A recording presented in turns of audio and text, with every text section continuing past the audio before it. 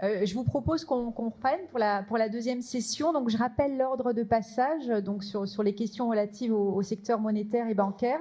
On a l'UNI avec Louis Mapou qui présentera en premier, suivi de Grégoire Bernuy et Philippe Blaise pour les Républicains calédoniens. Ensuite, donc Lucé avec Roch Wamitan et Romuald Pidgeot, qui nous a rejoints.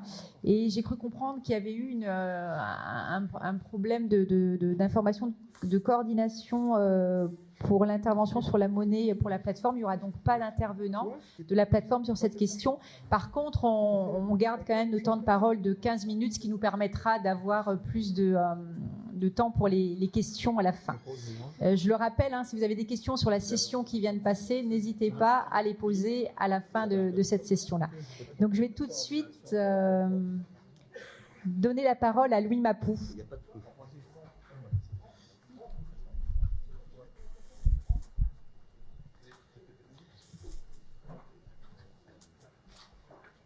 Oui, merci. Alors, le thème est, pour des non-initiés, est compliqué. Même pour les initiés. Même pour les initiés. Il est complexe, mais en même temps nouveau. Et j'insiste beaucoup dessus. Parce que ce caractère opaque, entre guillemets, qui entoure la gestion de la monnaie, l'IOM, la politique monétaire, a fini par nourrir une espèce de frustration à l'égard de la monnaie. Et alors que la Nouvelle-Calédonie est engagée dans la bataille économique pour son développement, le rôle de la monnaie ou le régime monétaire en tant que levier est en fait peu perceptible et la politique monétaire peu visible au service du développement. Je rappelle que lorsque l'accord de Nouméa a été signé, c'était bien 1 an ou 2 ans avant la création de l'euro. Et nous étions dans un schéma qui était celui d'un attachement encore plus fort indirectement à la France par le biais du franc français. Et tout naturellement, on peut se demander si la monnaie sert au mieux le développement du pays. Et si l'objectif de pérennisation des conditions qui inspirerait la confiance dont j'ai parlé dans ma première intervention est un élément auquel participe la monnaie actuellement, et forcément de s'interroger sur ce que la monnaie, le régime monétaire, une politique monétaire pourrait induire dans un contexte d'accession à la pleine souveraineté qui est celui que moi, comme mes collègues, nous portons pour ce qui concerne le débat sur l'avenir. Elle a beaucoup de fonctions, je ne m'attarderai pas dessus, ou en tout cas, je n'oserai pas m'immiscer dans un débat qui risquerait de m'entraîner dans des incompréhensions moi-même. Mais visiblement, elle apparaît comme un élément de stabilisation dans les échanges et par rapport au prix. Et ce sont 2 objectifs majeurs qui sont importants aujourd'hui comme demain. Mais comme l'ont démontré les exposés d'hier, le régime monétaire dicte ou influence les flux commerciaux et d'échanges. Et l'ancrage à l'euro dans le cadre du régime politique actuel, nous continuons à le considérer comme une forme de contribution à l'indépendance vis-à-vis de la France et de l'Europe, par les mécanismes de gestion de la monnaie, du régime monétaire, ou en tout cas des outils monétaires qui en sont, qui constituent. Or, la Nouvelle-Calédonie doit gagner sa place dans la région pour réussir son développement. J'ai été surpris hier de noter que beaucoup de pays du Pacifique commercent beaucoup au-delà de la région spécifique. Ce qui nous ramène, si on devait se soulager de notre retard dans la région Pacifique, au constat que nous ne sommes finalement pas très éloignés de la préoccupation que tous les pays du Pacifique doivent avoir, celle d'essayer de construire dans ce pays qui enregistre une dynamique politique et économique importante, de construire quelque chose qui nous serait spécifique et pourquoi pas rendre un petit peu plus concret cette fameuse idée qui est née des pères de l'indépendance des différents pays du Pacifique qui ont créé le Forum du Pacifique en opposition ou à côté de la CPS, la fameuse Pacifique, oui. Il faut réorienter ces échanges commerciaux. La monnaie est importante lorsqu'on se pose la question de soutien à la compétitivité de ces entreprises et qu'on parle d'exportation. Lorsqu'on veut lutter contre la vie chère et d'autres sujets encore. Et le constat que je l'ai fait, mais peut-être sous forme de provocation, c'est que le régime actuel ne semble pas y contribuer favorablement par sa trop grande rigidité. Pourtant, car l'exemple des pays voisins, j'en ai été visiter certains, montre que c'est un instrument de leur politique externe en matière économique. Le fait que l'économie calédonienne est introvertie et qu'elle a besoin de s'ouvrir place la monnaie au cœur de la problématique politique à venir.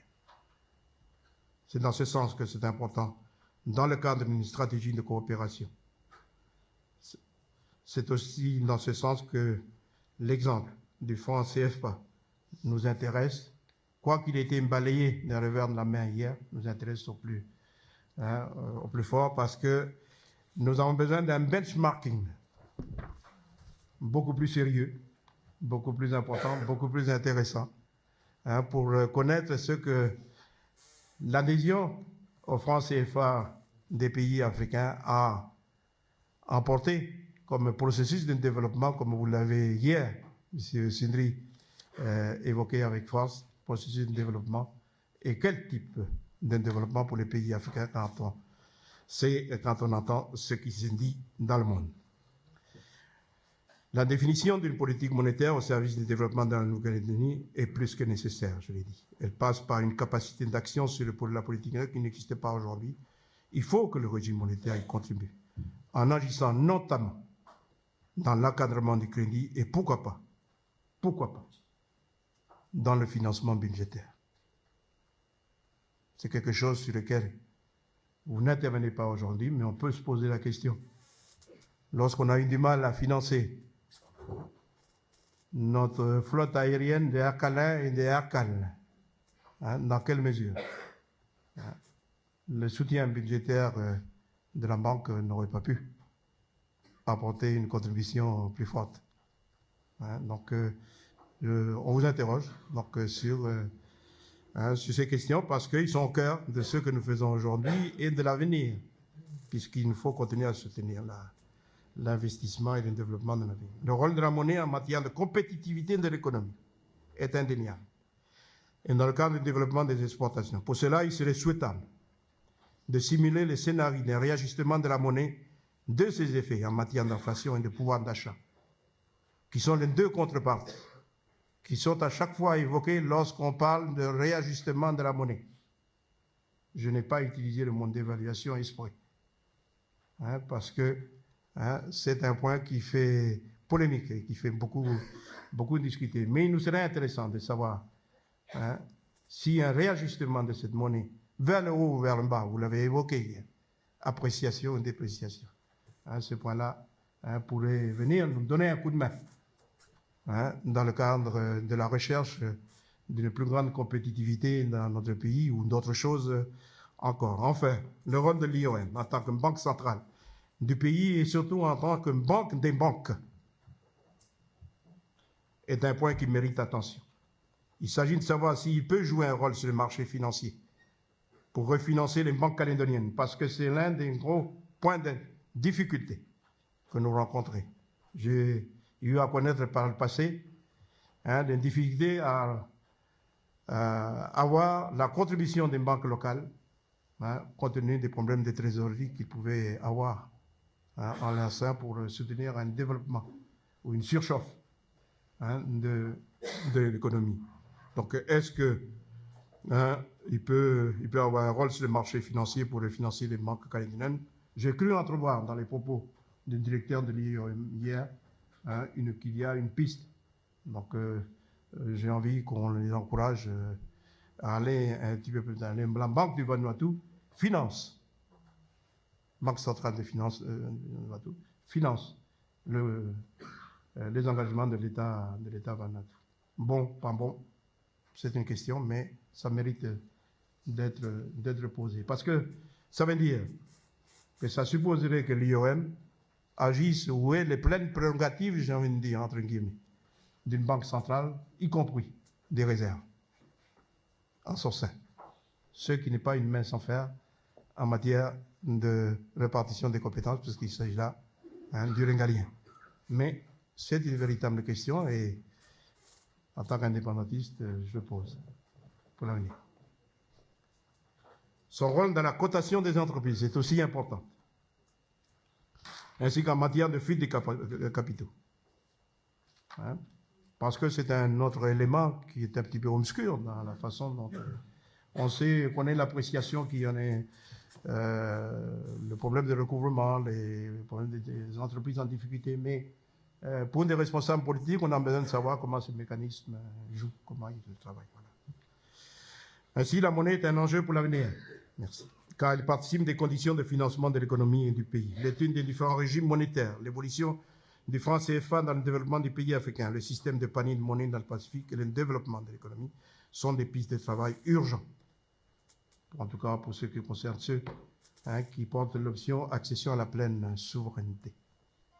Le secteur bancaire et financier se porte bien en Nouvelle-Calédonie, vous nous l'avez dit, M. Morando, au vu des résultats de cette année et de la progression. Si la couverture des besoins est à la fois complète dans les offres de services et améliorée dans la couverture du pays, il apparaît qu'elles font preuve de beaucoup de frilosité, vous m'excuserez du terme, alors même que le pays est engagé dans un objectif de rééquilibrage depuis 1988 et qu'il lui faut un soutien financier varié, multiple et solide.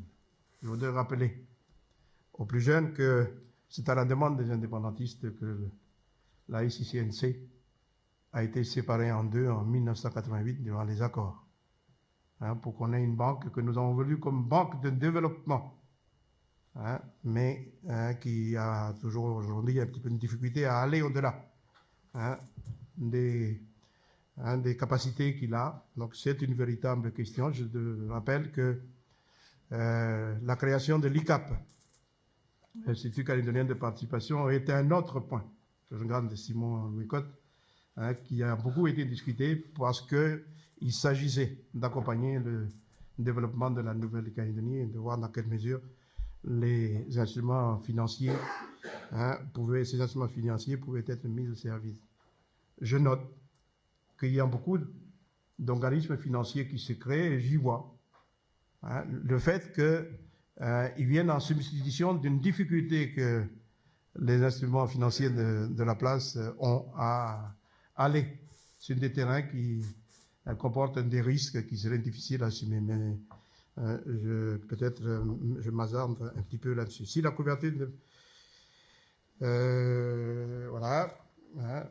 Et ça, je le dis avec d'autant plus de force que je crois percevoir dans les caractéristiques de l'économie calédonienne qu'elle repose sur un important tissu de petites et moyennes entreprises. Et quand on est petite et moyenne entreprise, on a besoin d'être accompagné.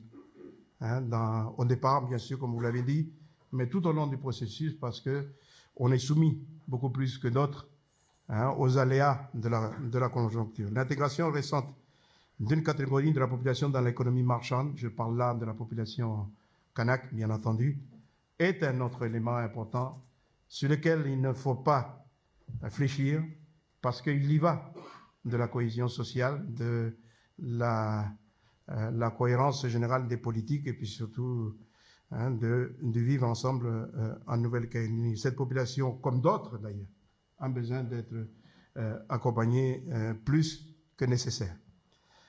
La capacité à soutenir le développement, comme le montrent les questions liées au financement des grandes opérations d'investissement, j'ai fait exprès de citer tout à l'heure Akalea et Akal, hein, comme exemple. Mais je pourrais en citer d'autres pour avoir participé directement aux négociations sur le financement de l'usine du Nord. Dieu sait que hein, c'est pas la croix et la bannière hein, de chercher les modalités de financement.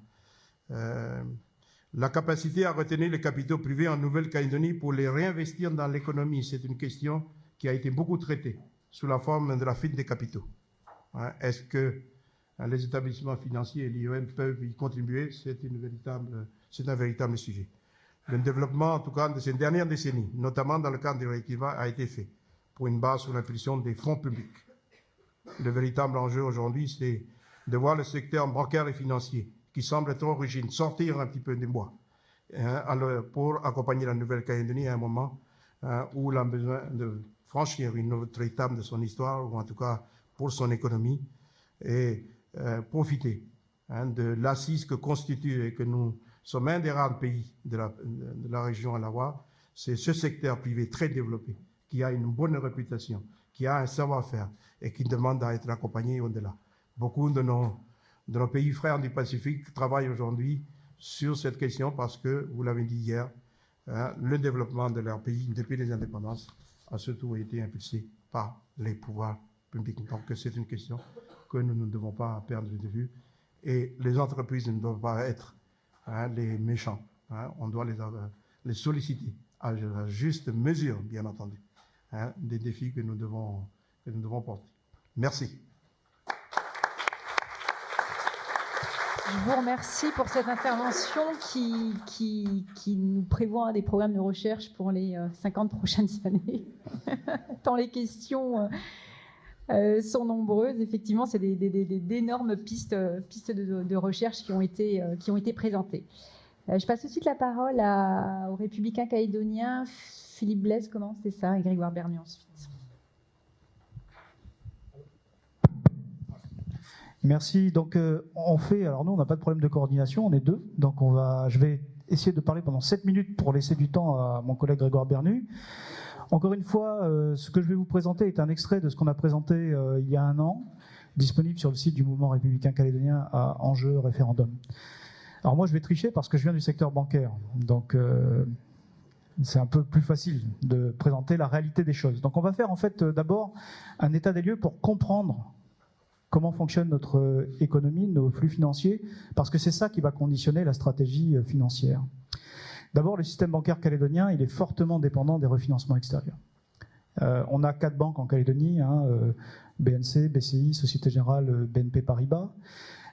Il y a des stats qui sont produites par l'IOM qui donnent un déficit global. Il s'était réduit ces dernières années. Il a réaugmenté l'année dernière, mais ce déficit global, il cache en fait des très fortes disparités. Parce que vous avez par exemple la Société Générale qui est excédentaire, vous avez la BCI et la BNC qui, elles, sont déficitaires. Mais comme la Société Générale ne prête pas à la BCI et à la BNC, l'impasse de financement, donc là c'est un extrait du rapport de l'IOM, le chiffre que vous voyez, position extérieure nette, 78 milliards, en fait les besoins de refinancement des banques qui sont elles en déficit, qui ne peuvent pas récupérer l'épargne de la Société Générale, sont beaucoup plus importants que ça. Donc on voit qu'on a 722 milliards de crédits accordés par le secteur bancaire, on a seulement 617 milliards de dépôts collectés. Louis Mapou parlait du problème de la fuite des capitaux. En fait, c'est très simple. En Calédonie, il n'y a pas de marché financier. Donc, il y a des produits qu'on ne peut pas proposer à des gens qui ont besoin de placer en assurance vie. Donc, nécessairement, ces capitaux, ils vont sur des marchés où on peut trouver ça. Donc, soit on dit aux gens, il n'y a plus d'assurance vie disponible aux Calédoniens, soit on essaie de trouver des solutions alternatives, mais en l'occurrence, aujourd'hui, ce n'est pas possible. Donc, structurellement, du fait que nous sommes une économie insulaire, sans marché financier mûr, nous sommes mécaniquement obligés d'aller chercher du financement à l'extérieur. Tous les ans, les banques publient leurs comptes annuels. Ils sont téléchargeables sur le site du BALO. Donc, c'est un exercice que je fais tous les ans, à partir de juin. Et quand on regarde donc, dans le détail, prenons la BCI. La BCI, détenue à 50% par la Calédonie, elle a 240 milliards d'encours avec sa clientèle, mais elle n'a que 198 milliards de dépôts. Donc, ce qu'elle fait, c'est qu'elle va chercher 54 milliards de dettes à l'extérieur, auprès de sa maison mère, la BRED ou de l'AFD. Et elle a en plus ce qu'on appelle des placements à court terme, des titres de créances négociables. C'est des clients BRED qui viennent investir en Calédonie parce qu'on est protégé par la parité, puis parce qu'en Calédonie, on a un taux de rémunération qui est plus intéressant que la métropole. Donc c'est une grosse dépendance, 54 plus 26, 80 milliards à l'extérieur pour la BCI, banque détenue par la Calédonie. La BNC, pareil, elle a un delta entre ses opérations et sa collecte, et donc elle a une dette de 107 milliards qui a augmenté par rapport à l'année dernière. La chance des banques calédoniennes, c'est que grâce à l'euro et grâce à leur appartenance à l'eurozone, elles peuvent se refinancer. Et donc on a une puissance de feu financière en Calédonie qui est sans proportion avec celle des pays du fer de lance. 727 milliards de crédits distribués aux particuliers, enfin à l'économie en 2015, contre seulement 330 milliards à Fidji, où ils sont 886 000 habitants, donc 7 fois moins par habitant, et le Vanuatu, seulement 56 milliards. Et ça, je vais être un peu méchant, mais la conséquence, c'est que l'accès au crédit pour acheter des voitures ou du logement, elle se voit. Vous avez 80% des familles qui ont une voiture en Calédonie, c'est que 20% à Fidji. Et vous avez 10 fois plus de gens qui vivent dans des habitats de type squat à Fidji qu'en Calédonie. Ça, c'est une réalité du quotidien. Si on était indépendant, on n'aurait pas ce tuyau qui nous permet d'aller chercher de la ressource à l'extérieur dont on a besoin. À ça, il faut rajouter l'endettement des administrations publiques. 134 milliards, il est en progression très importante, avec 2 grosses sources de financement. La Caisse des dépôts et consignations, qui nous donne des crédits à 40 ans pour le logement social, et qui n'intervient que dans le territoire de la République française. Et puis vous avez l'Agence française de développement, qui aussi est un gros opérateur, et qui est le financeur traditionnel des sociétés d'économie mixte et des collectivités locales. Grâce à ces outils, la CDC et l'AFD, on a pu financer tous les gros projets que vous connaissez. Le Néobus, 20 milliards, 87% par CDC et AFD. Le Medipol, la ZAC de Dimbéa, la SIC qui fait du logement social, elle a 10 200 logements et elle a une dette de 60 milliards. Essentiellement, c'est de l'AFD. Et puis le FSH et sa filiale, le FCH, c'est pareil. Ils ont la moitié de leur contre-valeur d'actifs qui est financée par l'emprunt extérieur. Donc, vous voyez que si on n'avait pas ça, tout ce qu'on connaît aujourd'hui d'action publique pour le logement, pour les grands équipements publics, ne serait pas disponible. Au total, la dépendance extérieure de la Calédonie, elle est de 400 milliards. C'est-à-dire que vous avez, toujours le chiffre du rapport IOM, 1124 milliards d'emprunts portés par les différents opérateurs publics et privés vis-à-vis, dans leur compte. Seulement 722 qui sont prêtés par les banques locales, avec toujours ce delta de 617 milliards de collecte. Donc la différence, c'est 400 milliards de dépendance à l'extérieur par l'AFD, la CDC ou d'autres opérateurs quand la BPCE prête directement pour financer des participations de la province sud dans l'usine du Sud. Toute cette dette, elle est libellée en euros. Elle n'est pas en francs CFP. Il n'y a personne qui prête en francs CFP dans le monde, ça n'existe pas. Hein.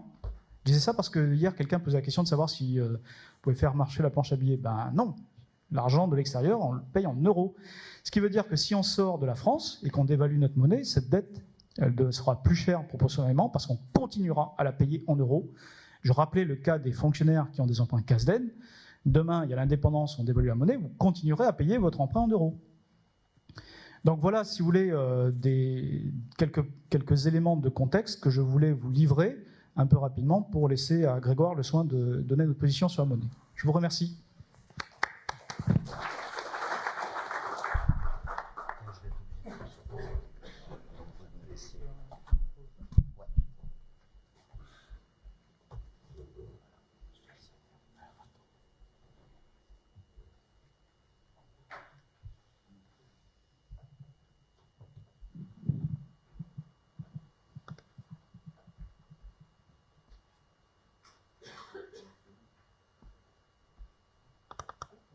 Ah ouais, c'est bon.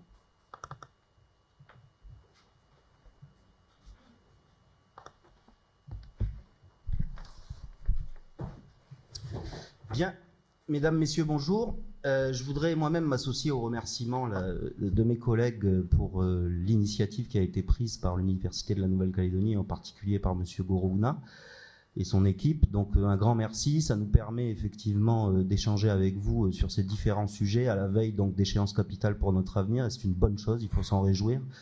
C'est ce que disait Bernard Deladrière tout à l'heure, et je rejoins Bernard Deladrière sur ce point. C'est vraiment important, à la veille d'échéance capitale, de pouvoir échanger sur tous ces sujets entre nous, avec tous les groupes politiques évidemment. Donc moi, je vais intervenir aujourd'hui, à la suite de mon collègue Philippe, sur un sujet, sur la monnaie évidemment, mais sur un sujet beaucoup plus politique. Je m'explique, c'est-à-dire qu'en fait, je vais vous délivrer la position de notre groupe, c'est-à-dire les Républicains calédoniens, par rapport à la monnaie, à la suite des travaux des experts de la mission d'études et de conseil, qui donc ont rendu leurs conclusions, je crois que c'était l'année dernière, en milieu d'année dernière. Donc déjà, avant de vous délivrer la position de notre groupe, je souhaiterais rapidement revenir, parce qu'on ne dispose pas de beaucoup de temps, mais rapidement revenir sur les différents éléments factuels qui nous ont précisément permis d'adopter cette position. Je vais pas m'étendre trop là-dessus parce que ça a été largement développé à l'occasion de la journée d'hier et ça nous a permis, et évidemment, ça nous a permis évidemment de disposer de tous ces éléments pour bien comprendre les enjeux. Donc en fait, en clair, rapidement, le franc CFP, comme vous le savez, il est géré par l'IOM, c'est-à-dire que c'est une institution qui dépend de la Banque de France et de l'administration française. Il permet à la Nouvelle-Calédonie, ça a été largement développé par Philippe, de disposer d'une monnaie dont la parité avec l'euro est garantie, de supporter ces importants déficits extérieurs, de ne pas avoir à gérer un stock de réserves de devises, et enfin d'être, et c'est très important, d'être adossé à une réglementation bancaire d'excellent niveau, puisqu'il s'agit de la même réglementation que la réglementation européenne.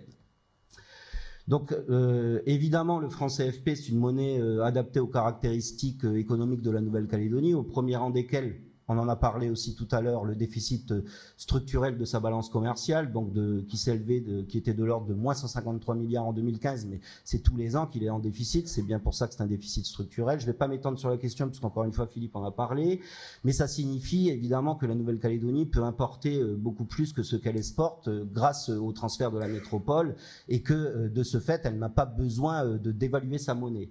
Et que du coup, la parité euro-franc CFP est en quelque sorte subventionnée par la France et par ses transferts. Donc la deuxième caractéristique économique de la Nouvelle-Calédonie, c'est évidemment, c'est la suite logique, ces deux éléments sont intimement liés, c'est l'équilibre de sa balance des paiements, précisément grâce au transfert de l'État. On le sait, on en a parlé, qui constitue la première richesse, environ 13% du PIB, loin devant le nickel, et qui finance, Philippe en a parlé, l'équivalent de 40% de la dépense publique. On le sait également, ça a été longuement développé hier, et notamment au sein des différents rapports qui ont été rédigés ces dernières années, auxquels je me suis beaucoup référé à titre personnel. Je pense en particulier au rapport de M. Vasmer, au rapport également aux différents rapports de M. Lib. Ces transferts de l'État, évidemment, ils alimentent artificiellement la demande intérieure, ce qui fait que le niveau de vie est l'un des plus élevés de toute l'Océanie, même si les richesses, il faut le constater, sont inégalement réparties. Donc maintenant, une fois que je vous ai rappelé ces principales caractéristiques, pour vous donner la position du groupe des Républicains calédoniens quant au choix d'une nouvelle monnaie, puisque c'est bien de ça dont il s'agit, il faut reconnaître qu'elle ne peut s'envisager que si la politique monétaire permet au pays d'équilibrer sa balance des paiements. Encore une fois, je ne vais pas m'étendre, on en a longuement parlé hier, ce matin. Cela suppose donc que le pays dispose de réserves de change, de garanties par une banque centrale et d'un système bancaire crédible. Ce que la Nouvelle-Calédonie trouve déjà aujourd'hui dans les transferts budgétaires de l'État, ainsi que dans la gestion de la monnaie et du crédit par l'IOM. Donc de ce fait, l'appréciation de la bonne monnaie pour la Nouvelle-Calédonie doit donc se faire en fonction de critères économiques. C'est bien ça qui a permis de déterminer la position de notre groupe, c'est que nous avons adopter une position en fonction de critères économiques et non pas, en ce qui concerne la monnaie, je précise, en ce qui concerne la monnaie, en fonction de critères économiques et non pas en fonction de critères politiques. Il faut savoir que dans le cadre des travaux sur l'avenir institutionnel menés par la mission d'écoute et de conseil, dont les travaux se sont déroulés au commissariat, il y a eu 4 hypothèses qui ont été présentées. Alors il y a eu évidemment le maintien en l'état du franc Pacifique lié à l'euro, j'en ai parlé. C'est une monnaie qui inspire confiance aux investisseurs et qui permet, c'est un des avantages sur le plan politique, qui permet la position de signe identitaire sur les billets et pièces. De la même manière, il y a une deuxième option qui nous a été présentée, c'est l'adoption de l'euro comme monnaie, qui ferait encore gagner en crédibilité et qui éviterait notamment les démarches de change pour les particuliers et les entreprises dans ces relations avec la zone euro, parce qu'il faut savoir qu'aujourd'hui, quand vous allez à la banque, que vous soyez un particulier ou une entreprise, dès lors que vous voulez payer en euros en dehors de la France, évidemment, vous devez passer par ce qu'on appelle le service étranger, c'est-à-dire le service qui s'occupe d'échange, des opérations de change. Sauf si vous voulez payer en euros pour transférer votre argent vers la métropole. Là, c'est un virement classique, certes, mais dès lors que vous voulez payer vers un autre pays de la zone euro, vous êtes obligé de passer par le service étranger, donc d'entreprendre des démarches de change. Donc ça permettrait effectivement, si demain nous devions adopter l'euro, de faciliter toutes ces démarches et de gagner encore en crédibilité. Ensuite, nous a été présentée l'adoption d'une monnaie inspirée du fonctionnement de la zone franc, c'est-à-dire le franc CFA. Alors, ce sont les experts qui nous ont indiqué ça, c'est pas la position de notre groupe, mais en clair, ils nous indiquaient que ça permettrait à la monnaie donc de conserver sa crédibilité, ça permettrait de ne pas interdire, si nécessaire, des ajustements de parité. Alors ça, c'est une façon habillé de parler de dévaluation, parce que c'est bien de ça dont il s'agit, et de rendre possible une gouvernance adaptée et plus calédonienne, parce que effectivement la Nouvelle-Calédonie, dans cette logique-là, pourrait participer à la définition de la politique monétaire, ce qui n'est pas forcément le cas aujourd'hui, puisque je crois savoir que nous n'avons qu'un seul représentant au conseil d'administration de l'IOM, tout comme la Polynésie, je crois. Donc la dernière hypothèse présentée par les experts, ça a été la création d'une monnaie totalement autonome, assise par exemple sur un panier de monnaies existantes de la zone, Océanie, et qui serait donc administrée par une banque centrale calédonienne qui gérerait donc ses propres réserves de change. Donc déjà, pour vous préciser, avant de vous délivrer la position de notre groupe, qui ne va pas vous surprendre après tout ce que Philippe Blaise a pu vous raconter tout à l'heure, il faut savoir qu'aucune de ces hypothèses, pour le moment, n'a fait consensus. Pour autant, ça n'a pas engagé de grands débats, parce que Louis Mapou en a parlé tout à l'heure, ce sont quand même des sujets particulièrement techniques. Je pense qu'il faut encore approfondir ce travail pour que les uns et les autres puissent s'en imprégner. Philippe en a parlé, c'est un petit peu plus facile pour nous, parce qu'on a travaillé dans la banque, etc. Tous les élus du Congrès ne sont pas des banquiers, et fort heureusement d'ailleurs, fort heureusement. Donc il faut que les uns et les autres aient le temps de s'imprégner de tous ces éléments pour pouvoir donner leur position. Pour autant, nous, on a d'ores et déjà choisi, c'est-à-dire qu'on prône le maintien en l'état du franc Pacifique, puisqu'aucun accord politique n'est a priori envisageable pour l'euro. Donc autant gagner du temps, autant prôner d'ores et déjà le maintien en l'état du franc Pacifique. Étant entendu qu'en ce qui concerne l'adoption d'une monnaie inspirée du fonctionnement du franc CFA, exposerait, Philippe en a beaucoup parlé, la Nouvelle-Calédonie au risque de dévaluation, ce qui serait inévitable si les transferts de l'État venaient à se tarir. Dans ces cas-là, dans une telle perspective, les prix des matières premières et des biens importés, ainsi que la valeur des dettes contractualisées en euros, enfin en devises même, en euros plus largement que l'euro, en devises, augmenteraient fortement. Et donc que tout ça contribuerait évidemment à alimenter le phénomène de vie chère, puisque les prix, dans une telle perspective, exploseraient. Il faut toujours garder en mémoire un précédent historique à cet égard, c'est la dévaluation du franc CFA de 50% en 1994, c'est M. Sudry qui en a parlé, je crois, hier. C'est quand même, à l'origine, c'est intéressant de garder ça en mémoire, parce qu'à l'origine, je crois savoir que c'était pour améliorer la compétitivité des entreprises locales en Afrique que cette dévaluation a été décidée, mais c'est tout le contraire qui s'est produit, et vous connaissez la suite. Donc il faut vraiment garder ce précédent historique.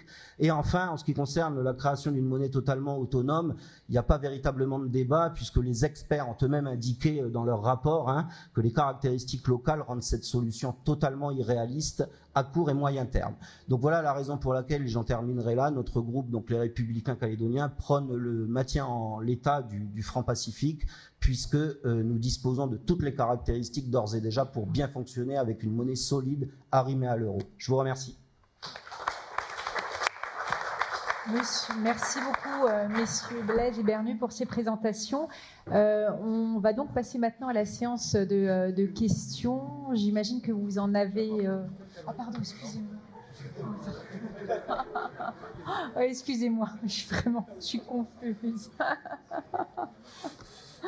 J'ai anticipé, je me disais, on est dans les temps. Donc je suis vraiment désolée.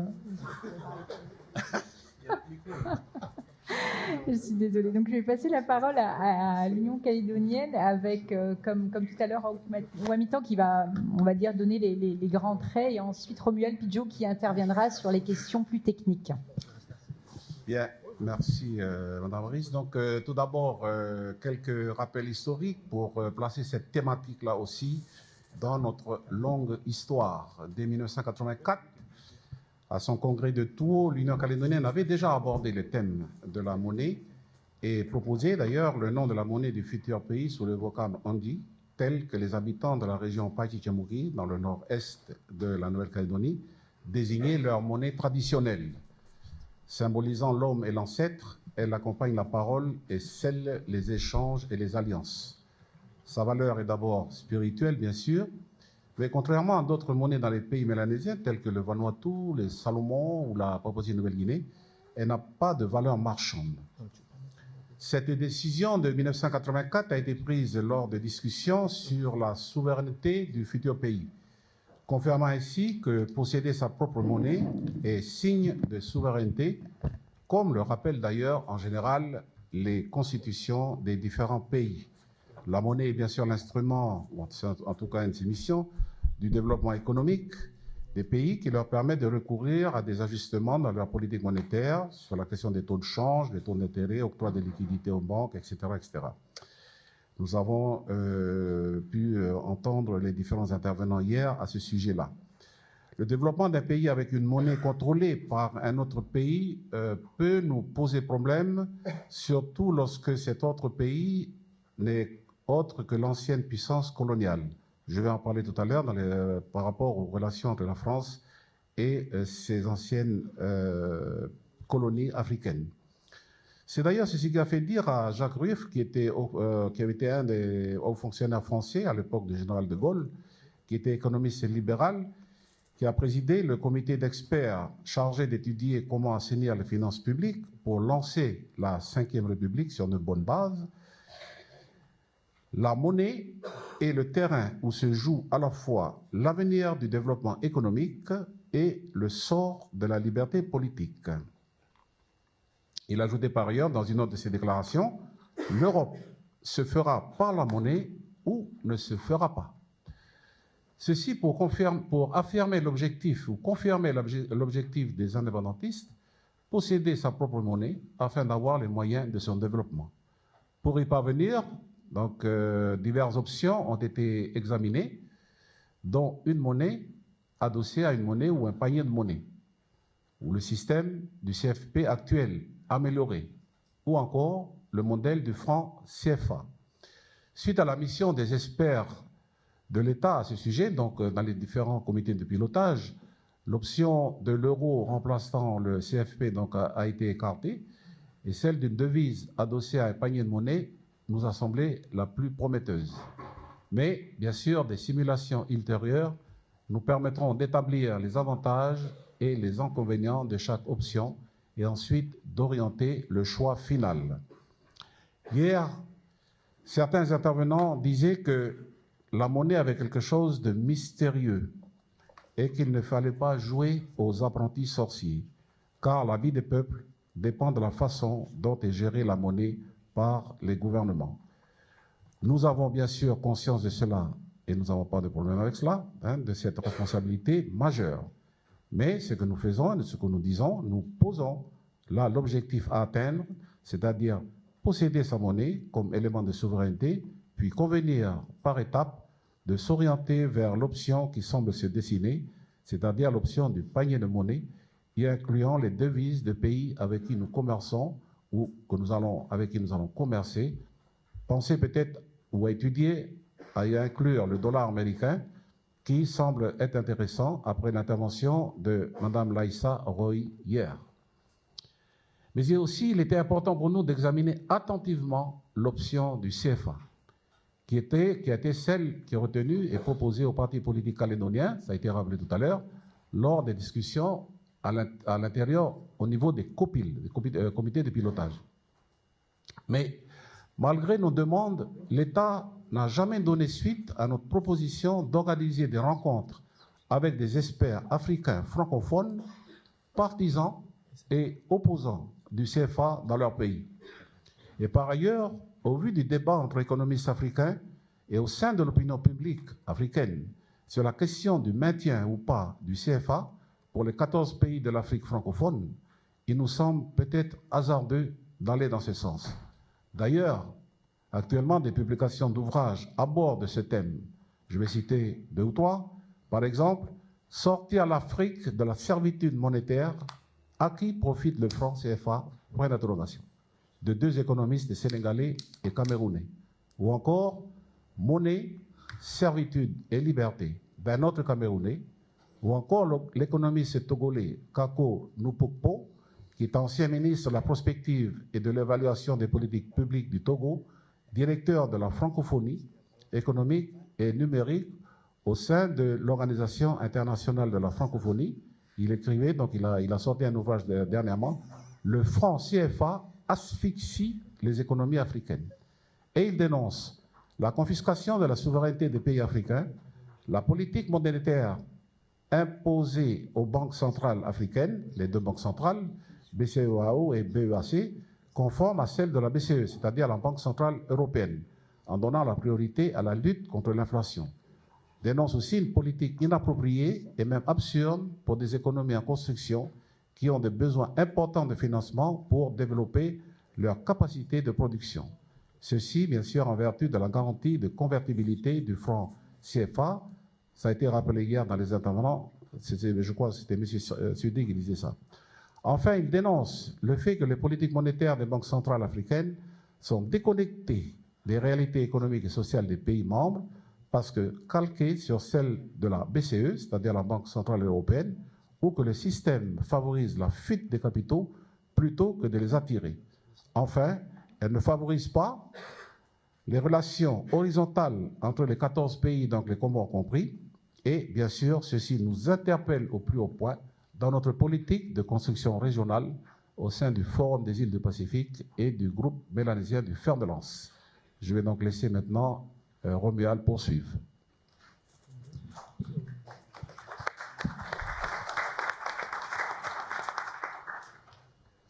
Merci. Alors moi, je vais vous présenter les premières bases de la réflexion de l'Union calédonienne sur la monnaie. Oui, alors pour reprendre un peu les propos de Roch, mais surtout ceux de l'IOM, la monnaie c'est quelque chose de mystérieux, donc on s'en est rendu compte lorsqu'on a travaillé dessus, mais on a quand même essayé de proposer un projet, mais qui est un projet non abouti, donc on travaille encore dessus. Malgré tout, on a déjà des objectifs, donc la gouvernance de notre monnaie, elle devra servir des objectifs qui sont des objectifs monétaires, donc de la stabilité monétaire qui permettent la bonne évolution de l'écosystème, donc que les entreprises puissent produire, que les ménages puissent consommer, que les investisseurs puissent investir et donc créer de la croissance et de l'emploi. D'un autre côté, un autre objectif, c'est permettre le bon financement de l'économie, donc permettre à l'épargne de devenir de l'investissement, parce que de l'épargne qui n'est pas utilisée, c'est un manque à gagner pour notre économie. Alors, l'approche méthodologique de la problématique monétaire. Alors, donc, l'accord de Nouméa, la stratégie monétaire, donc c'est une compétence régalienne qui doit être choisie par notre pays devenu souverain. Donc, l'accord de Nouméa prévoit bien le transfert de la compétence de la monnaie à la Nouvelle-Calédonie et nous voulons choisir les modalités de cette monnaie. Donc, les fonctions de la monnaie,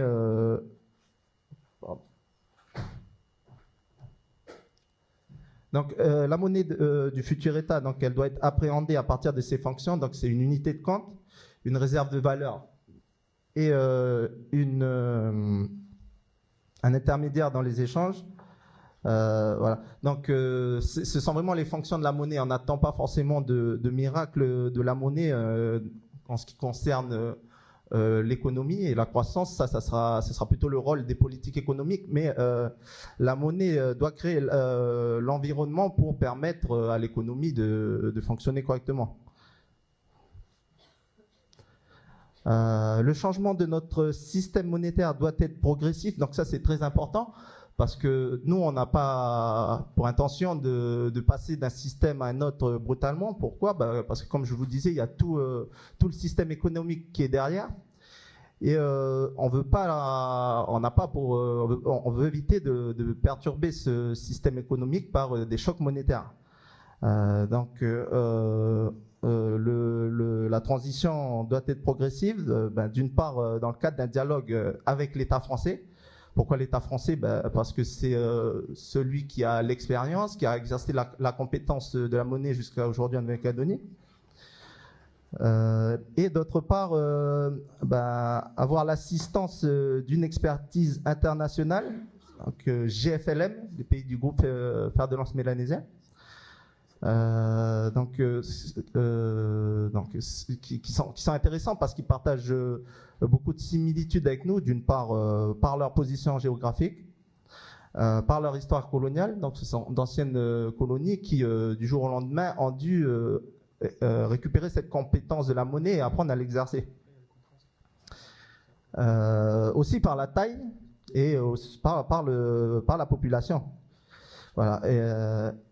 Avec cette assistance des pays voisins, logiquement le FMI, parce que c'est une de ses missions, assurer le bon fonctionnement du système monétaire au niveau mondial.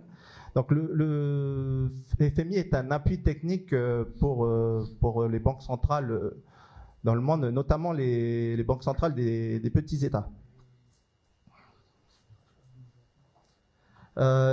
Donc la question de la gouvernance des questions monétaires et bancaires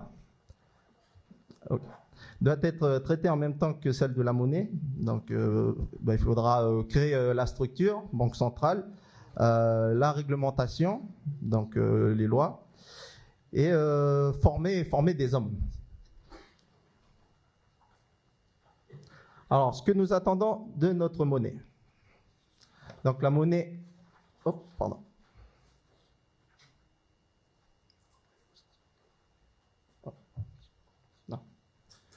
Alors, les problématiques à traiter dans la perspective d'une évolution de la monnaie. Alors, on a identifié 2 points de vigilance qui ont déjà été annoncés hier, mais aussi par les collègues du groupe des Républicains. On est conscient que notre balance commerciale, elle est déficitaire, donc on a plus d'importations que d'exportations.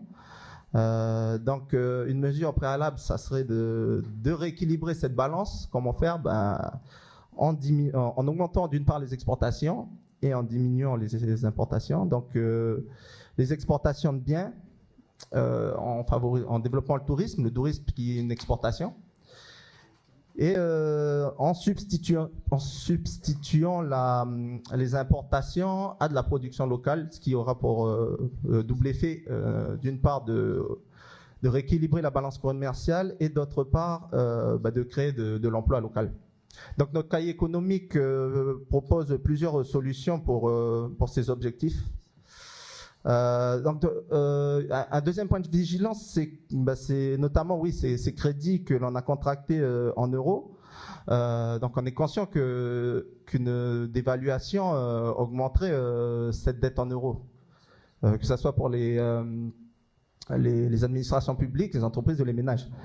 Et le passage devra se faire pas brutalement pour éviter justement l'alourdissement de cette dette.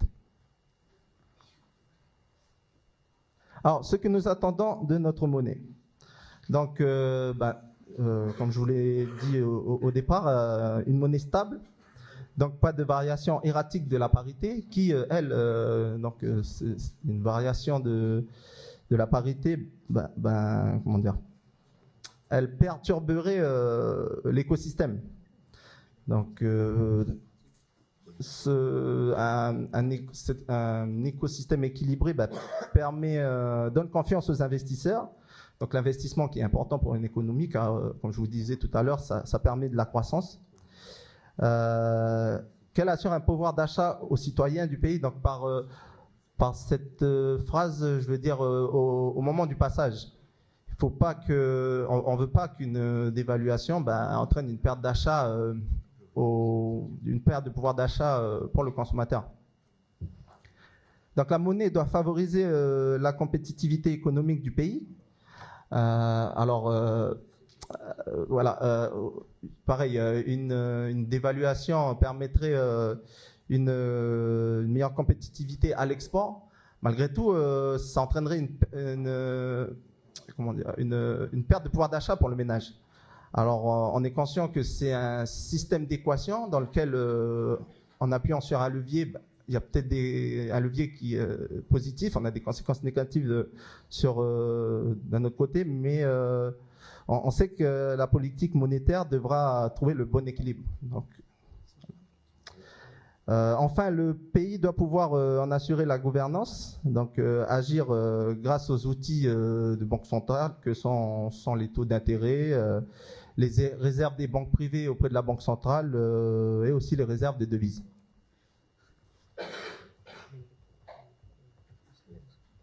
Alors, pour finir, notre pays souverain, la structuration du système monétaire et financier du pays. Alors, les principales orientations. D'une part, il faut créer un peu le gendarme, qui est la banque centrale, donc une vraie banque centrale qui exercera qui remplira toutes les missions d'une banque centrale. Donc oui, tous les pays au monde ont une banque centrale qui, elle, doit gérer la monnaie et la politique monétaire. Avec des objectifs clairement définis en termes d'inflation, de taux de change, et peut-être d'emploi et de croissance. Bon, ça, c'est pas toutes les banques centrales qui ont ces objectifs. Donc, le système financier doit permettre l'introduction de nouveaux acteurs bancaires. Pourquoi ? C'est une volonté politique, enfin, de nouveaux acteurs où les intérêts du pays seront majoritaires. Donc, c'est une volonté politique. Et déjà pour avoir de la concurrence. Donc la concurrence, c'est quelque chose de bon pour le consommateur. Pour permettre des services bancaires présents partout dans le territoire. Donc des banques qui sont des patriotes économiques, donc qui accompagneraient les acteurs qui investissent dans leur développement économique, et pas seulement des banques qui attendraient le retour sur investissement, et redévelopper l'actionnariat populaire, donc permettre à tous les citoyens de pouvoir investir et récupérer l'intérêt de son investissement. Alors, pour le financement de l'économie, donc en introduction, je vous disais qu'on voulait que l'épargne puisse être investie. Donc, on a imaginé une caisse de dépôt et de consignation locale, qui, elle, récupérerait une certaine épargne. Donc, elle épargne les livrets A, les excédents des administrations publiques. Donc, aujourd'hui, ces excédents sont gérés par le Trésor public, qui est géré par l'État, donc le pays n'a pas la main dessus aujourd'hui. Et les fonds en déshérence. Donc toute cette épargne serait récupérée et gérée par une banque publique de développement et d'investissement, qui, elle, serait chargée de financer les politiques publiques en Nouvelle-Calédonie. Voilà. Alors, pour conclure, je vous disais que notre réflexion, elle est pas aboutie. Néanmoins, on a quelques pistes.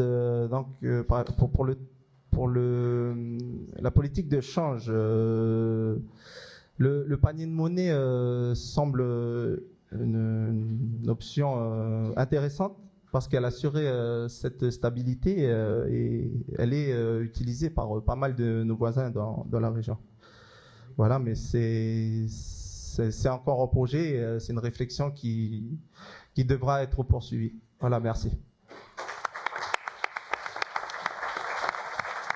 Merci beaucoup Romuald pour cette présentation très pédagogique. Donc maintenant, je ne me trompe pas, je suis vraiment désolée. Donc comme j'ai annoncé au début de la session, donc il y a eu un malentendu sur les intervenants de la plateforme, donc on n'aura pas d'intervention de la plateforme sur ces questions. Mais je laisse donc la place maintenant aux questions du public, à nos différents intervenants. Je ne sais pas, Monsieur Deladrière, si vous voulez rejoindre s'il y a des questions qui s'adressaient au groupe. Je vais aussi inviter les personnes qui sont debout au fond de l'amphi à venir s'asseoir. Il reste beaucoup de place. On est un peu dans les configurations comme les étudiants. Hein. Finalement, je ne pense pas du tout que ce soit une question d'âge ou de génération. L'amphi est assez vide sur le devant, il est plein sur le haut, sur le derrière. Donc quand on est en haut, on pense peut-être que c'est plein, il reste plein de place. Donc n'hésitez pas à descendre, vous serez sans doute plus confortablement installés. Si vous avez des questions, quand vous prenez la parole, je vous demanderai juste de vous présenter et de bien parler dans le micro.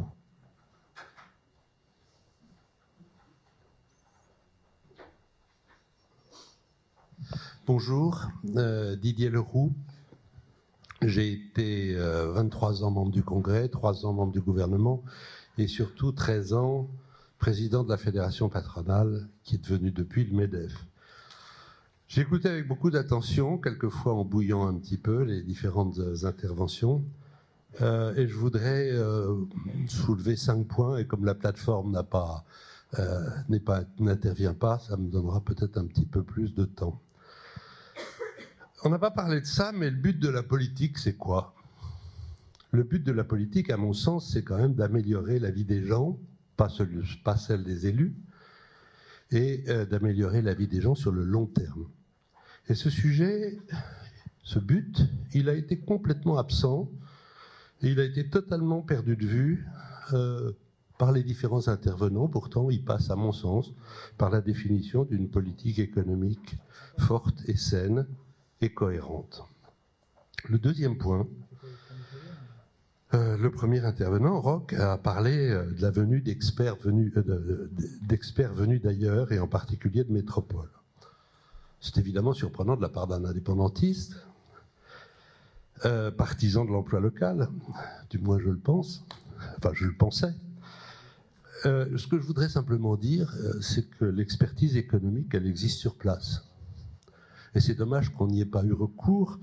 Ce sont les chefs d'entreprise. J'en ai vu aucun parmi les différents intervenants sur la définition d'une politique économique. Troisième point, là Philippe Blaise y a fait un sort, moi aussi, le retour des flux financiers vers la métropole. C'est la fuite des capitaux, c'est des vieux poncifs. 2 choses là-dessus. On n'est pas sérieux quand on mentionne dans ce flux d'argent qui sert, dans ces flux d'argent qui rentrent à la métropole, l'argent qui sert à payer les marchandises importées. On n'est pas sérieux non plus quand on mentionne les bénéfices des banques et des grandes entreprises qui repartent vers l'extérieur. Comment imaginer attirer les investisseurs étrangers si on ne leur permet pas de rapatrier leurs bénéfices? Et si ces bénéfices étaient obligés de rester sur place, s'ils ne pouvaient plus sortir, on verrait la constitution de conglomérats à côté desquels Balland et Groupe Ayotte seraient des petits nains. Donc je crois qu'il faut faire attention quand on manie ces notions. Si on veut contrer la fuite des capitaux, c'est plutôt d'ailleurs une politique fiscale qui favorise l'investissement, qui favorise aussi le retour. 4e point, j'ai entendu aussi que l'on comptait sur la création de richesses pour financer la croissance et donc une moindre dépendance. Je dirais que pour ça, il faudrait mener une politique économique saine et s'abstenir de démagogie. On a parlé des banques. Lutter contre les commissions bancaires qui représentent dans le budget d'un ménage 4 à 7 000 francs par an, alors que les dépenses de Canal+ représentent 4 à 7 000 francs par mois, 4 à 13 000 francs par mois, et que ça aurait un impact nettement plus important sur le pouvoir d'achat des gens, je crois que là on se trompe de combat. D'autant que tous les bénéfices des banques situées au-dessus de 400 millions, et toutes les banques font plus de 400 millions de bénéfices, rapportent 45% à la Nouvelle-Calédonie d'impôts sur les sociétés. Et donc, en faisant ça, on se prive de rentrées importantes. Dernier point, et là je vais être un petit peu sévère pour le dernier intervenant, sur la monnaie, j'ai lu qu'il fallait qu'elle soit stable, qu'elle inspire confiance, qu'elle maintienne le pouvoir d'achat et qu'elle favorise la compétitivité. Et puis la dernière condition, c'est que le pays puisse en assurer la gouvernance. C'est dommage parce que la dernière condition détruit toutes les autres. Merci. Merci. Ce que je vous propose, c'est qu'on prenne peut-être les différentes questions et ensuite on redonnera la parole aux différents groupes qui pourront à leur tour intervenir dans un temps relativement court sur les différentes questions qui ont été posées. Merci. Et si vous pouvez, encore une fois, au-delà de vous présenter, je le répète, être relativement bref dans vos questions pour laisser la place au maximum de monde. Merci. Bonjour, messieurs, dames. Je me présente Rogita Lamona, sylviculteur depuis 40 ans. Vu les bons résultats que j'ai eus dans les terres minières, ça fait 30 ans que je vais dans des conférences comme ça, et je voulais retransmettre mon savoir-faire. Parce que la forêt, c'est du durable. Là, je suis arrivé à 22 000 arbres de plantés et je débite tous les jours un pinus par jour, ce qui me fait 70 000 francs de chiffre d'affaires à 2. Vous voyez, c'est une opération rentable. La forêt, elle est sur le quai. Il y a 20 000 mètres cubes. C'est 300 emplois de perdus. On a parlé de nouvelles taxes. Il faut créer de la richesse. La terre est vide. Nous, on vit bien avec une dizaine d'hectares. Pourquoi avoir parlé de centaines d'hectares en brousse? La forêt ramène de l'eau, elle piège le carbone, et on plante nos racines pour du long terme. On a planté du kauri il y a 30 ans, il nous faut encore 70 ans. Et comme je n'ai pas le temps d'attendre 70 ans, eh ben, j'ai planté des arbres rapides. Et là, je suis en train de tester des arbres qui vaut 20 millions l'hectare dans la mine, alors qu'ils plantent du maquis minier qui n'a aucune valeur. Il faut créer la richesse. On a tous les atouts ici. Merci. Merci pour votre intervention. Il y a une question. Bien, bonjour, c'est Dick. Moi, je voulais simplement poser une question simple. C'est de savoir si on aurait pu inviter l'État pour donner la position de l'État, comme il disait M. Bernard Delagrière, c'est-à-dire que l'État accompagnerait quel que soit l'avenir du pays. Donc voilà, c'est inscrit, il a dit irréversible. Donc, de même si c'est mal dit, mais c'est de savoir, parce que l'État est acteur aussi de la décolonisation. Voilà, merci. Merci. Oui. Une question tout en haut. Il y en a une. Oui. Ah, pardon. Bonjour, Graziella Rabat, je suis juriste et je voulais intervenir hier sur la monnaie, mais je n'ai pas eu l'opportunité de le faire et je le fais aujourd'hui. Je remercie les interventions de messieurs Mapou et Wamitan pour ouvrir le débat sur la monnaie, par rapport à des positions, des appréciations catastrophistes et qui nous laissent dans le bocal, comme disait monsieur Lieb hier, qu'il faut sortir de la boîte. Et je voulais intervenir, je remercie M. Wamitan qui est intervenu parce que je voulais le faire sur le CFA et notamment la grosse remise en cause de cette monnaie qui, d'après des économistes africains, n'a rien apporté aux pays africains qui en relèvent, sur le rôle de ce qui avait été dit hier par Mme Laïsa Roy sur le dollar, la monnaie du dollar, comme monnaie d'ancrage qui ne serait pas reliée, donc qui est universelle et qui ne présentait pas de lien de connexion avec les pays dans lesquels cette monnaie est pratiquée, elle est universelle, avec le colonialisme. Alors c'est tout à fait paradoxal parce que le dollar US, s'il y a une monnaie hégémonique dans le monde, c'est bien le dollar US, à tel point que des pays, depuis quelques années, veulent s'en débarrasser et veulent s'en libérer. Et on assiste à une dédollarisation de l'économie mondiale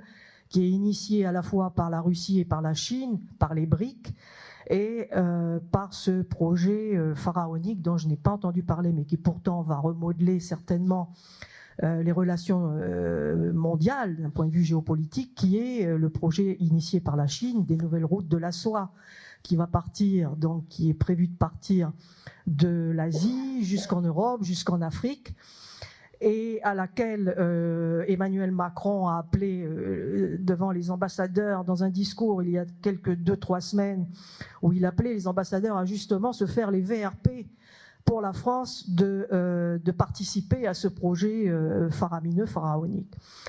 Donc,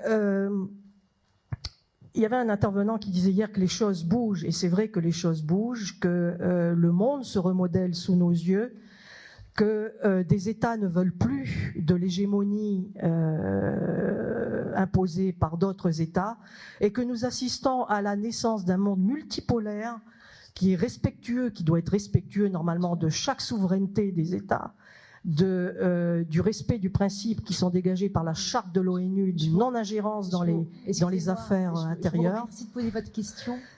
Je voulais ça, c'est pas une question, c'est une constatation, c'est dire que j'aurais aimé que dans l'exposé sur le dollar, on fasse référence à cette dédollarisation de l'économie mondiale. Ok, je vous remercie. Merci. Et il y a oui, les insoumis, et il y a des questions en haut. On va prendre les 3 dernières questions, je pense, pour essayer de rester dans les temps. Il faut le temps des réponses après. Bonjour à tous, Laurent Lermite, donc des Insoumis du Pacifique. Je ne vais pas revenir sur l'écosocialisme qui est prôné par le mouvement donc de la France Insoumise, que vous connaissez tous. Je voudrais juste souligner que je ne vais pas tricher. Moi, je ne viens pas de la banque. Je viens des gens qui produisent la richesse, un petit peu comme monsieur, sauf que ce n'est pas dans la sylviculture, mais localement, avec nos têtes et nos petites mains. On produit ici beaucoup de richesse et qui n'est pas financière. Donc, lorsqu'on parle de... Je voudrais juste apporter une précision. Quand on parle de dévaluation, qui est-ce que ça embête? Est-ce que ça embête les petites gens qui n'ont pas beaucoup d'argent? Jusqu'en 1983, en métropole, l'inflation était un critère pour l'évaluation des salaires, c'est-à-dire que les salaires augmentaient en même temps que l'inflation. Dans ce cas-là, l'inflation n'est pas un problème pour les salariés. Il en devient un pour ceux qui ont des capitaux qui restent dormants ou qui sont placés.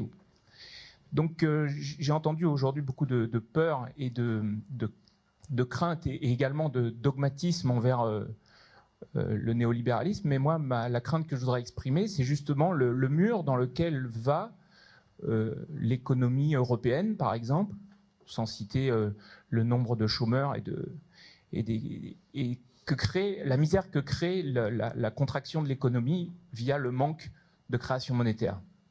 Voilà, donc si on crée la monnaie localement, avec la richesse qui est localement, peut-être qu'il y aura un petit peu moins de taux de nickel dans les pièces qui servent dans toute l'Union européenne, puisqu'il faut savoir que la terre d'ici, quand même, est utilisée pour la monnaie de là-bas. Donc, voilà. Et le dernier point que je voudrais soulever, c'est quelque chose qui m'a frappé, c'est l'engagement qu'a pris la Calédonie ou ses hommes politiques pour l'avenir. Vous avez parlé d'emprunts qu'il faudrait rembourser par l'avenir, et je trouve que ça, c'est manquer de respect dans la décision que devait prendre le peuple suite aux accords de Nouméa. Voilà les points que je voulais souligner. Je vous remercie. Merci. Bonjour, c'est Wapoto Billy. J'avais eu très peur hier, dans les exposés d'hier, quand on a commencé la réflexion sur l'économie, parce que les bénéficiaires de l'économie que nous sommes sont tous, qui que nous sommes, soumis à une même loi. C'est la loi suivante. Nous sommes les produits de ce que nous mangeons, de ce que nous buvons, de ce que nous respirons et de ce que nous pensons, et au travers des échanges que nous faisons les uns par rapport aux autres. Ma question est simple. Pour la société calédonienne, ou nos responsables politiques, qu'est-ce que vous mettez en place pour permettre une société viable pour chacun de nous? C'est cette question-là que je demande et qui change complètement la configuration des interrogations et des réflexions. Merci. La dernière question. Bonjour, Jacques. Je voulais poser la question à Philippe Blaise. Il a fait un exposé brillant de la banque, de la BCI, mais effectivement, dans ce qu'il a développé, il a démontré le contraire. C'est que, en fait, comme il a un déficit de 54 milliards, ben, il a été cherché ailleurs. Donc, ça veut dire que les financements, c'est pas seulement en Calédonie ou en France qu'on peut trouver. En plus, si la France était une banque, comme il le développe, ben, la France est vraiment un dépôt de bilan. Parce qu'il y a tellement de dettes qui est plus grand que ses recettes. Et donc je voulais juste rebondir pour dire que on décide d'abord politiquement et on adapte les choses. C'est vrai, il y a l'intervention de Didier Leroux, qui permet d'orienter les politiques publiques et tout ça. Mais quand on a 18 ans, quand M. Blaise a eu 18 ans, il s'est séparé de son père et de sa mère. Il n'a pas dit que est-ce que j'ai des sous, est-ce que je pourrais tenir. Non, il a pris son autonomie et puis après il s'est débrouillé pour être un homme par rapport à ses... Donc, je dis ça pour dire qu'il faut arrêter de nous prendre pour des demeurés. Il faut prendre des positions politiques et puis après on y va. Et ce qui est important, c'est ce qu'a dit Monsieur Mapou tout à l'heure, c'est que on ouvre une autre perspective. Il faut venir nous aider à contribuer à essayer de vivre dans la mère patrie, elle n'a plus de lait. Il faut arrêter de sucer son lait. Ah, merci. Merci pour vos questions. Alors très rapidement, j'ai demandé aux différents groupes donc de répondre un peu de façon globale. Il y a eu beaucoup de remarques, au moins ce qui n'appelle pas forcément de questions, donc ça tombe bien. Mais on va le faire dans l'ordre de la table en laissant, on va dire, 2-3 minutes, si c'est possible, à chaque intervenant. On a déjà du retard sur le programme, je suis désolée. Je commence donc. Moi, je voudrais répondre à Dick Sayou parce que, alors, je me suis mal fait comprendre. J'ai dit le contraire, c'est-à-dire que tant que la Nouvelle-Calédonie reste une collectivité de la République, les transferts de l'État sont garantis et par l'accord de Nouméa et par la Constitution. À partir du jour où on accéderait à la pleine souveraineté, on rentre dans l'inconnu. On devient un État souverain indépendant, nos rapports deviennent des rapports de coopération d'État à État, et donc là, il est absolument impossible de savoir ce que la France déciderait. J'ai simplement cité l'exemple du Vanuatu, où la coopération de la France avec le Vanuatu s'élève entre 150 millions et 300 millions de francs CFP, à comparer à 153 milliards. Voilà. Et je voudrais par ailleurs dire que je partage totalement ce que M. Talamona, c'est donc un sujet complètement différent, ce que M. Talamona a dit sur les pistes de diversification de notre économie. Oui, la sylviculture, c'est une piste tout à fait sérieuse. Merci beaucoup. Oui, moi je vais juste donner quelques éléments de réponse à une question qui avait été posée par Didier Leroux, sur la question des experts. Donc, rassure-toi, je suis toujours pour la défense de l'emploi local. Bon. Alors, ces experts-là, en fait, ce sont des experts qui ont été désignés, nommés par le gouvernement français. Voilà, il s'agit des personnes qui sont bien connues ici des Calédoniens. Hein, c'est Alain Krishnak, voilà, Dansonville, etc., etc. Donc, ce sont des personnes qui ont été missionnées par le gouvernement pour venir nous aider donc, à réfléchir sur le transfert des compétences régaliennes pendant donc, les deux dernières années. Donc, ils sont venus nous expliquer tout ça. Donc, d'abord, le périmètre du transfert et ensuite nous donner quelques grandes orientations. C'est pour ça que dans mes interventions tout à l'heure, sur la question de la monnaie, par exemple, je me suis référé à eux. Parce que c'était donc. Et d'ailleurs, je crois que Grégoire Bernu l'a fait aussi. Puisqu'ils nous donnent une orientation à partir, une fois qu'ils ont défini le périmètre, ils nous donnent des orientations vers le CFA notamment. Voilà. Et ce que nous avons demandé, c'est d'élargir en fait le champ de ces experts-là. Parce qu'à vrai dire, ce ne sont pas des véritables experts, ce sont des hauts fonctionnaires en fait. Voilà. Donc voilà, des énarques, quoi. Voilà. Non, je ne dis pas qu'ils ne sont pas compétents, hein, mais ils sont très compétents. Mais bon, c'est très général. Le format dans lequel nous sommes là depuis hier. C'est une deuxième étape qui nous intéresse, nous, au plus haut point. Et c'est ce que nous avons toujours demandé à l'État, mais bon, ils ont jamais donné suite. Sauf à part une fois, si je me rappelle bien, ils nous ont proposé un haut fonctionnaire, ben oui, c'est encore un haut fonctionnaire, mais d'origine vietnamienne, donc francophone, qui était secrétaire général ou quelque chose comme ça du Parlement du FSM. Micronésie. Donc, il était venu nous parler donc des transferts aussi de ces compétences-là. Donc, voilà ce que je voulais dire. Et puis, la deuxième chose, c'est évidemment que ce que nous cherchons, nous, c'est que notre population, que notre peuple, donc, arrive par les dispositifs économiques, institutionnels, etc., que nous mettons en place, à vivre mieux. Et ça ça s'inscrit. C'est pour ça qu'à chaque fois, enfin les deux fois où je suis intervenu là, à chaque fois j'ai placé tout ce que nous sommes en train de faire là dans une histoire qui est longue. C'est pour ça à deux reprises j'ai rappelé les 30 années qui viennent de passer là. Voilà, parce que ça fait partie de notre histoire. Et non, il y a une constance. Et par rapport au vivre mieux, c'est pour ça que je suis remonté. Je suis remonté jusqu'à l'UICALO.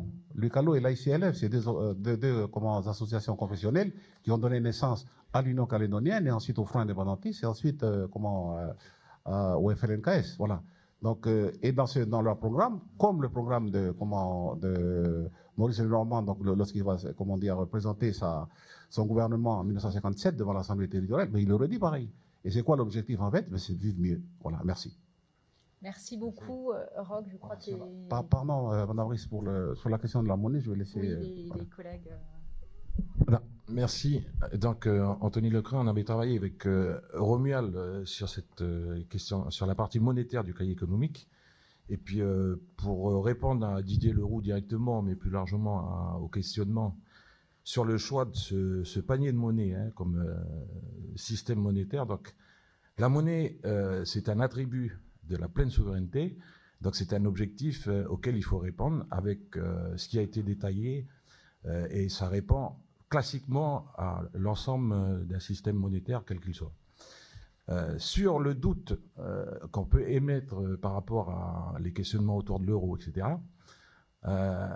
effectivement, ces réflexions, elles se sont poursuivies autour de cette question et ces suggestions qui ont été faites, notamment par des experts, quand le questionnement sur la monnaie, de rentrer directement dans l'euro. Donc cette question a été posée à la Polynésie, à Wallis et Futuna et à la Nouvelle-Calédonie. Et on se souvient qu'à cette époque,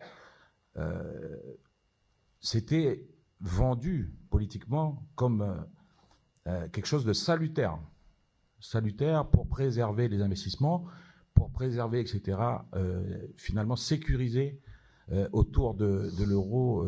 Sauf que ce qui s'est passé, c'est que très rapidement, après, il y a eu l'histoire de la Grèce, il y a eu l'histoire de l'Espagne, l'histoire de l'Italie, la décotation même de la France.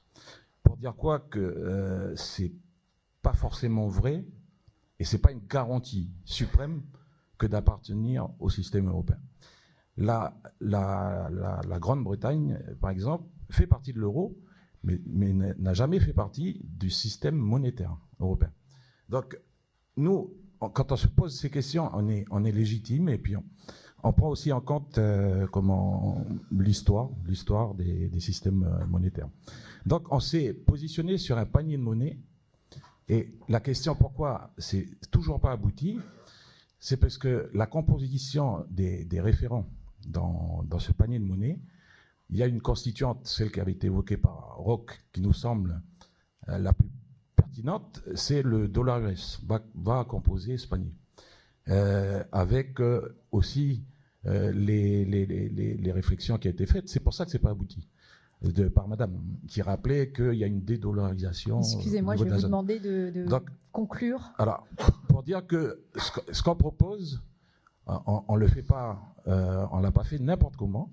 Et c'est au vu aussi de l'histoire récente, et notamment ce qui s'est passé autour de l'euro. Donc voilà, merci. Merci beaucoup. Je passe donc la parole à Philippe Blaise pour le groupe des Républicains. Merci. Jacques me taquinait, il aime me taquiner au Congrès, mais il posait une question qui était celle de l'émancipation par rapport à la famille, ces choses-là. Moi, je voudrais dire que je rejoins le propos de Didier Leroux qui disait que la responsabilité première des élus, c'est de travailler pour le peuple. Pas de travailler pour le pouvoir ou des instruments de prestige ou un orgueil mal placé. Et vous savez, moi je suis calédonien, 5e génération, je suis fils d'enseignant, la tombe de mon arrière-grand-mère est dans le village de Pointe-Bout, c'était la fille d'un bagnard. Nous ne faisons pas partie avec Grégoire, qui est aussi d'une vieille famille calédonienne, je dirais de gens qui sont des métropolitains expatriés, indexés. Nous venons, nous, de racines populaires. Et ces racines, on ne les oublie pas. Et donc, ce n'est pas parce qu'on a eu la chance de faire des études économiques et de travailler dans la banque qu'on est devenu un laquais du grand capital et qu'on a oublié d'où on vient, le chemin parcouru, et que notre engagement politique est d'abord pour assurer le bien-être des gens qu'on aime, nos familles, nos amis, les Calédoniens comme nous. Donc, pour nous, il y a une approche qui est pragmatique. On n'est pas là à faire l'apologie du libéralisme financier face à autre chose. On regarde ce qui marche et ce qui ne marche pas. Voilà. Moi, je respecte les idées de gauche parce que, d'abord, je pense qu'en Calédonie, il n'y a pas vraiment de clivage gauche-droite comme il y a en métropole. Le contexte est très différent. Il y a les indépendantistes, il y a les non-indépendantistes. Il faut être pragmatique, il faut regarder ce qui marche.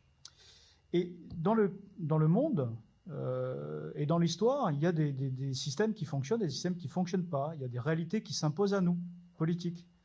L'économie se développe parce qu'il y a des acteurs économiques qui investissent, qui prennent des risques et qui cherchent la stabilité, qui cherchent un cadre réglementaire qui tient la route, qui cherchent une stabilité monétaire, parce que s'il n'y a pas cette stabilité, il n'y a pas investissement. Et la pensée magique politique, ça ne marche pas. Si ça marchait, Cuba serait plus riche que les États-Unis et il n'y aurait pas des émeutes de la faim au Venezuela. Donc il faut, je crois, quand on est politique, même de gauche ou de droite, avoir une forme d'honnêteté intellectuelle qui est de ne pas se bercer de mots et de considérer que l'autre qui ne pense pas comme vous, c'est un salaud parce qu'il ne pense pas comme vous. Moi, ce que je constate, c'est que la Calédonie, petite économie de 270 000 habitants, a besoin, et ça a été brillamment démontré hier par le professeur de l'Université de Polynésie, de capitaux extérieurs pour alimenter les investissements et puis de donner aux gens du pays l'accès au crédit pour acheter des maisons, pour acheter des voitures, pour acheter ce qui fait la dignité matérielle du quotidien, pour permettre aux jeunes qui sont là dans la salle de financer leurs études. Voilà, il faut qu'on ait une politique économique et monétaire qui soit à la hauteur des aspirations légitimes de la population et notamment des jeunes générations qui n'ont pas pour ambition de vivre moins bien que leurs parents. C'est pour ça qu'on se bat et c'est pour ça qu'on fait ces propositions, d'avoir une stabilité monétaire et d'avoir un pragmatisme en matière économique et financière. Je vous remercie. Merci. Monsieur, vous souhaitez intervenir pour, de la même façon, réponse globale aux questions, aux remarques? Oui, merci. Ça m'inspire surtout une première réflexion, c'est que je crois que l'une des plus grandes difficultés que nous avons à réfléchir dessus, et c'est ce que m'inspirent les questions qui sont posées par Didier Leroux, c'est que nous devons sortir d'un système de concurrence que nous avons construit pendant plusieurs années. Et depuis les années 80, autour du débat indépendance ou non-indépendance. Le rattrapage des déséquilibres, la nécessité que tout le monde puisse participer à une tâche commune, n'a pas forcément induit une capacité à travailler de façon consensuelle, ou en tout cas à définir une ligne de conduite sur laquelle nous pouvions nous réunir et travailler de concert.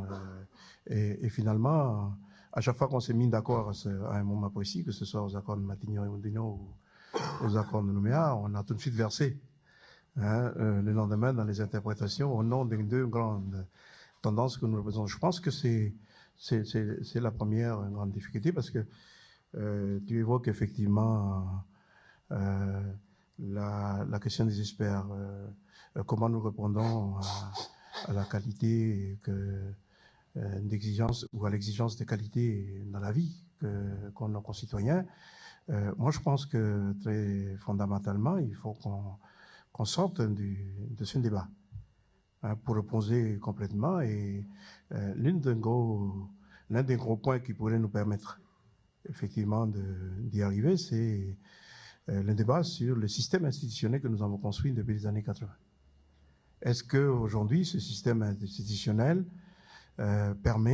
qui a servi à répondre aux déséquilibres du processus de colonisation, est-ce que ce système institutionnel, aujourd'hui, il ne faudrait pas le rediscuter en profondeur pour voir dans quelle mesure il nous permet de franchir la nouvelle étape. Donc ça, je crois que c'est le point de difficulté, parce que des experts, effectivement, il y en a, des compétences, il y en a, mais nous avons à travailler avec cette fichue maladie qui est en plus accentuée chez les insulaires. C'est que le moindre sollicitation qui est faite est tout de suite cataloguée d'appartenance à tel ou tel. Et donc, avec cette perte en ligne que nous avons en permanence, c'est des tonnes de gens qui effectivement sont là, mais que nous n'arrivons pas, pour les raisons que je viens d'évoquer, à solliciter. Donc je voulais faire ma réponse d'une manière générale, c'est ça. Et j'ai parlé de nécessité d'objectiver le débat sur l'avenir. Je pense que c'est ça, mais pour l'objectiver, il faut qu'on ait confiance les uns en les autres pour pouvoir y travailler. Et surtout, je crois qu'on est dans un modèle que tout le monde considère comme qui a atteint ses limites. Il faut qu'on sorte des bois et il faut qu'on arrive à essayer de penser les choses autrement. Quoi qu'on en dise, nous qui venons de loin, de là où, pour avoir participé directement aux questions liées à l'usine du Nord, malgré le peu de choses qu'on connaît, c'est pas mal. C'est pas mal ce qui a été fait. Mais on a réussi à le faire en cherchant autrement, parce que le modèle lui-même était bloqué. Donc je voulais m'arrêter sur ça, mais c'est le challenge. Merci. Merci beaucoup. Et effectivement, sur la question des institutions et de la transition institutionnelle, ce sera l'objet de nos prochaines rencontres au mois de novembre, où on évoquera ces sujets.